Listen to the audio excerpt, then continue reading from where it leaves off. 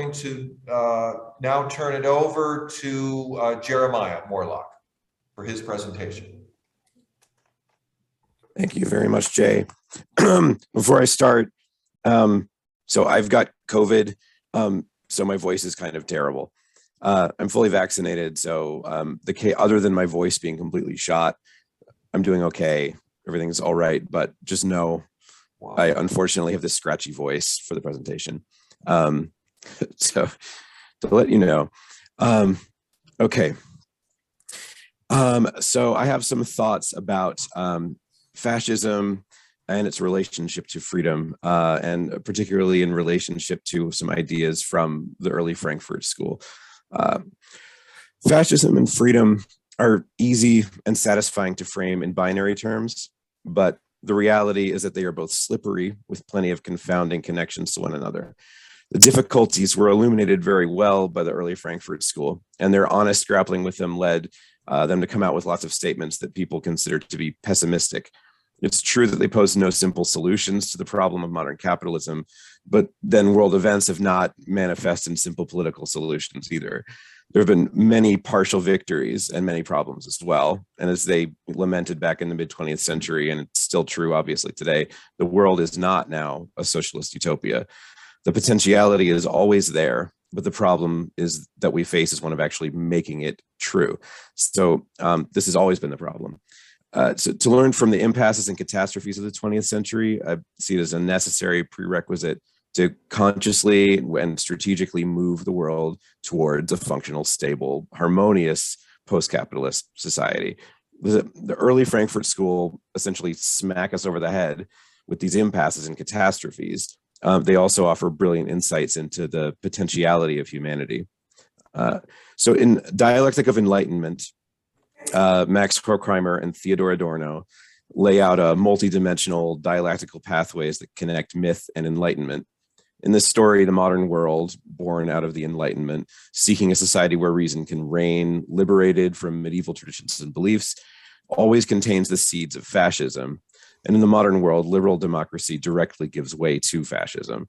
Bourgeois thought is bought at the price of itself, or bourgeois freedom, I'm sorry, is fought at the price of itself. The freedom of modernity is simultaneously its unfreedom. So among many retellings, they describe Odysseus's encounter with the Sirens in Homer's Odyssey. Even in ancient Greek mythology, they find themes that were to become dominant in the modern Enlightenment. Odysseus foreshadows the modern bourgeois individual who overcomes the gods and the forces of nature through cunning.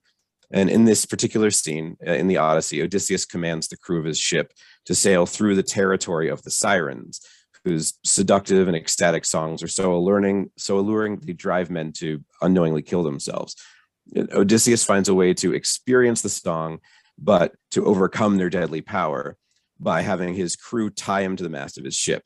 So in this way, he secures his freedom from the Sirens' omnipotence, but it's also, and he's outdoing the gods and being supremely powerful himself. But his method is by becoming literally bound and helpless. This is broadly the exchange that humanity has undergone through the Enlightenment and the transition to the modern world. We fought our freedom from traditional institutions and beliefs by subjugating ourselves to capital and the administered world its birth.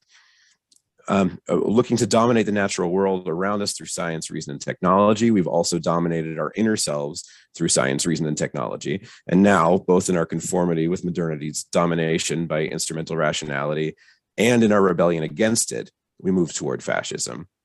Erich Fromm's book on fascism, called Escape from Freedom, was published within comparably the same time as Horkheimer and Adorno's book. Fromm's theory is different, but again, there's this issue of the intertwining of problems of freedom and power and the ambivalent sort of relation to power that fascist minds typically exhibit. Adorno and Fromm agree that sadomasochism is a powerful psychological motivation of fascist movements. Fromm outlines a theory of the relationship of capitalism to sadomasochism and fascism that pivots on the issue of freedom.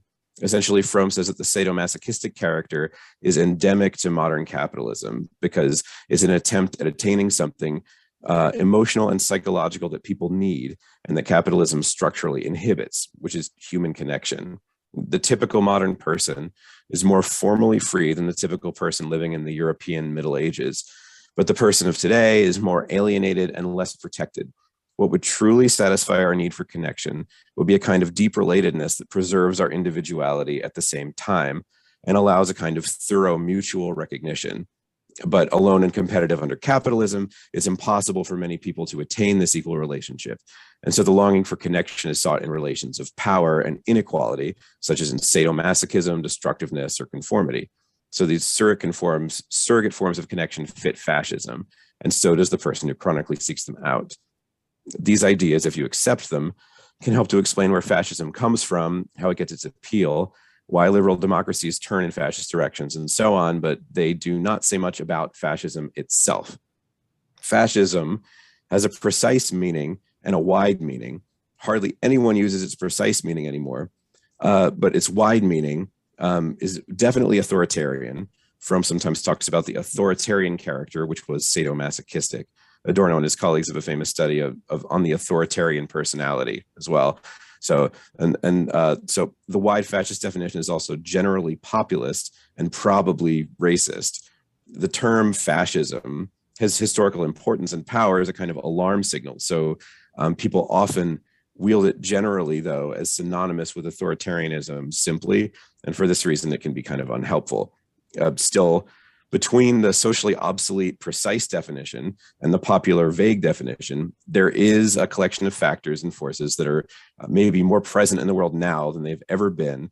And so this is grounds for being very concerned and definitely for talking about this collection of as an object, as an it. So I think the term authoritarian populism is pretty good, combining an amount of precision and vagueness.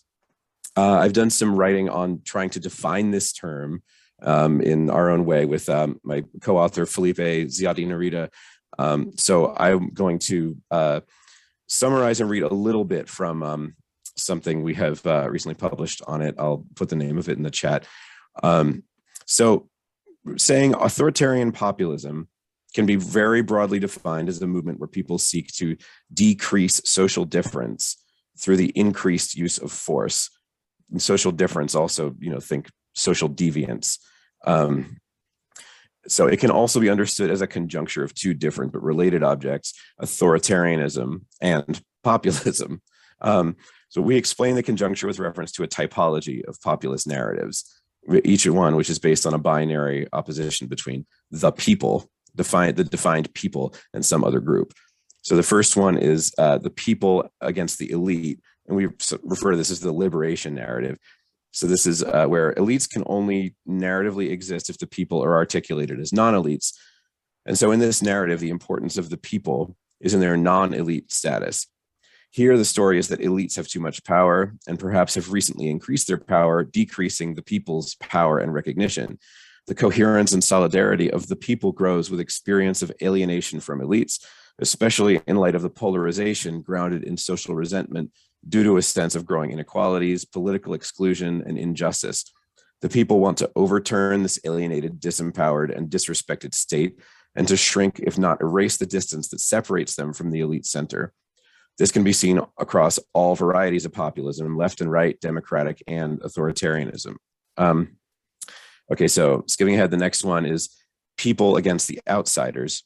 And so we refer to this as the nationalism narrative. Outsiders can only exist to the extent that the people are articulated as insiders.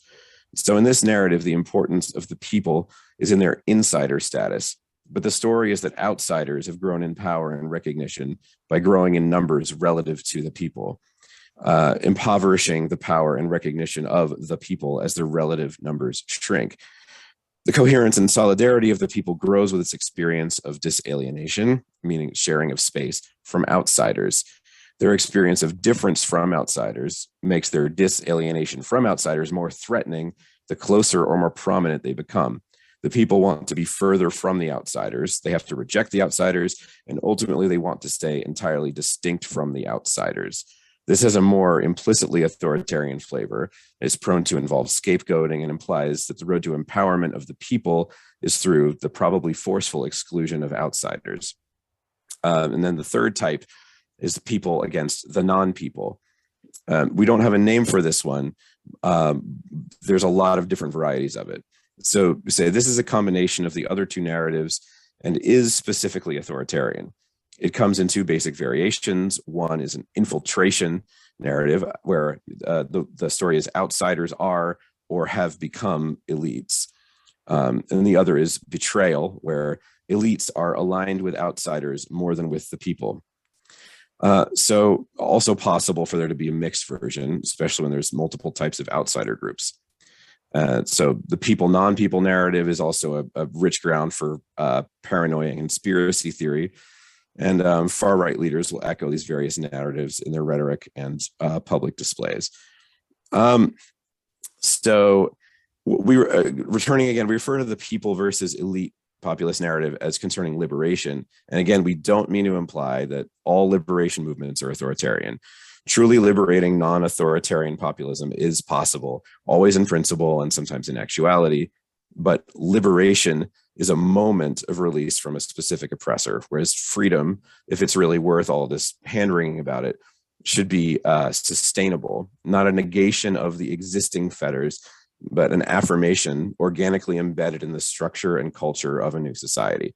So then, what does it mean for a society to be free? So there are maybe infinite things to legitimately point to, ideologies, governments, social attitudes, whatever, and say, that's not really freedom. It's important to do that. But I'm just going to mention two suggestions that kind of do the other thing to close out. The first one, if there is a way toward freedom, it has to involve self-actualization, but not a private self-actualization at the expense of engagement with society. So it has to be an arena of self-actualization that spans public and private spheres of life, where opportunities for autonomous agency are there, but so also is the sense of collective life, where what I do matters for you and vice versa. This is really in concert with the implied inverse of Marx's formulation of alienated labor. So an unalienated experience of activity where I'm connected with what I make. I'm engaged in the envisioning and laboring parts of the process of creation. My efforts are recognized in palpable ways in the social context that I participate in, and my species being or my humanness is able to be actualized and exercised through my activity. Liberation from alienated labor does not equal the abolition of effort. It means the rejoining of the circle so that I'm not becoming impoverished by the fruits of my efforts, going out to the capitalist or to the faceless system in exchange for wages. Instead, I can enjoy the fruits of my efforts on several different levels. The benefits stay with me, both because I'm afforded more autonomy and because I'm more connected with other people who benefit from my efforts. This is not a recipe for a society of lazy people who don't do anything because they aren't forced to. It's a society filled with social self-actualization where people have greater opportunities to develop their capacities in arts, crafts, sports, other sorts of avocations. It's also about unleashing human potential rather than squandering it, such as happens under capitalism madly. So the second thought, Herbert Marcuse introduced another really important way of understanding freedom in a sense that does not generate domination in his notion of liberation from the performance principle and from surplus repression. So these are rooted in, but also taking distance from, Sigmund Freud's vision of the inevitable dissatisfactions of just being a human being in society. For Freud, becoming mature and socially integrated involves being willing to repress or at least translate what we want into socially acceptable conciliatory forms. So subjecting the pleasure principle to the reality principle, meaning basic impulses for sex and violence are sublimated into friendship and competition, things like that. I'd like to refer to this as a kind of self-alienation and unfreedom, as it is a distancing of oneself from one's deep feelings and an inhibition against acting according to them. Marcuse accepts the basic Freudian premise, but insists with Marx that capitalism instills its own forms of alienation. In this way, the self-alienation and unfreedom that Freud points to is made into a more severe sort of self-alienation and unfreedom. Some bare minimum of repression is intrinsic to living in society. It's impossible to know exactly what this minimum means or is, but under capitalism, this minimum of socially necessary repression is grossly exceeded due to the necessity of conforming not only to the reality principle, but to the performance principle, or in other words, to the historically specific pressures of contemporary society that add on top of the minimum that we might imagine as being biological or practical or inherent or something like that.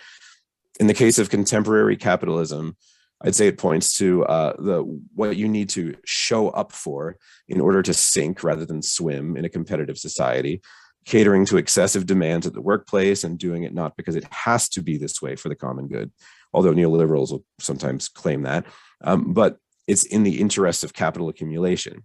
So freedom in a socialist or post-capitalist world can still have a meaning as life which is liberated from the excessive self-alienation demanded under contemporary capitalism to ensure personal success.